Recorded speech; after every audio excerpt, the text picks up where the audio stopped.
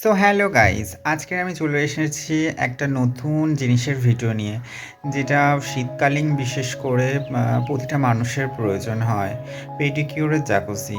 আমরা পুরো শরীরটা যে পায়ের উপর রাখি, সেই পায়ের যত্নটা নেওয়ার জন্য ধরনের পেডিকিউর করানোটা খুব ইম্পর্ট্যান্ট। তো আমি নর্মালভাবেই পেডিকিউরটা করবো আজকে। তো চলো ভিডিওটা দেখে নেওয়া যাক।